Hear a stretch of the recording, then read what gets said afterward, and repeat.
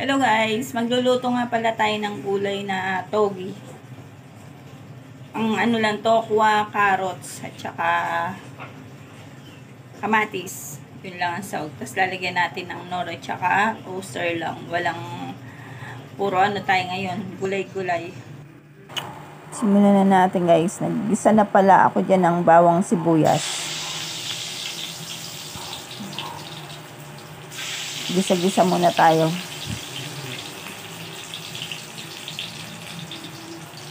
Medyo pa brown natin konti yan.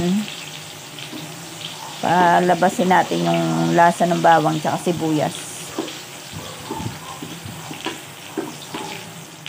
Pag medyo brown na yung sibuyas at saka bawang, lagay na natin yung kamatis. Ilog na pala yung kamatis guys. Kailangan durug-durugin natin yan. Palabasin din natin yung lasa ng kamatis. Gisa-gisa tayo.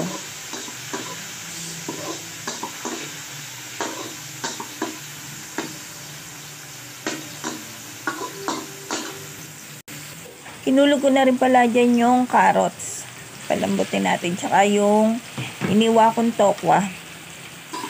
Gisa uli natin dyan. Hindi ko na pinakita yung paggulog ko ng carrots saka ng pag-iwa ko ng tokwa. Kasi nakaprepare na lahat yan eh. Gisa-gisa tayong konti.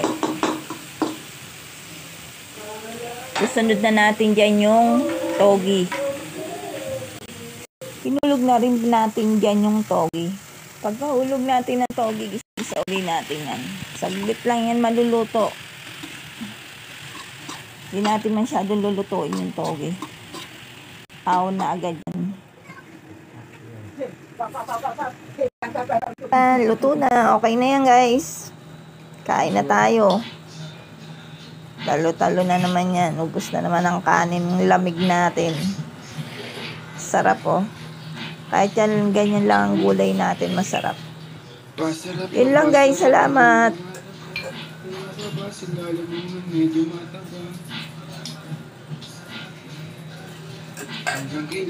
Hello guys, yun pala, may natira kaming ulam, yun sa gulay na togi. Yung niluto ko, togi, diba? Nagluto tayong gulay. Sayang naman. Ginawa nating lumpiang togi. Yan o, nagbumili ko ng ilang pirasong wrapper.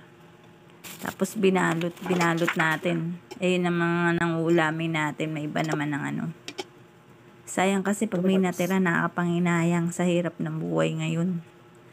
Ayoko may natitira. Ang hirap mag-delay siya ng pambili ng ulam. Kaya tipid-tipid tayo ngayon guys. Napakahirap. Yan o. Siguro nakagawa tayo dyan ng 7 piraso. Saka na lang tayo gumawa ng masarap na sausawan. Gusto rin ng mga bata yan eh, lumpiang togi.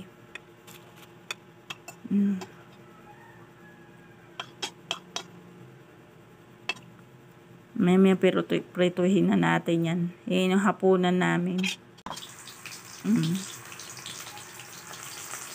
Yun lang guys, salamat. Please subscribe to my YouTube channel. Ayan na po ayan na po. Sarap ng sausawan niyan guys.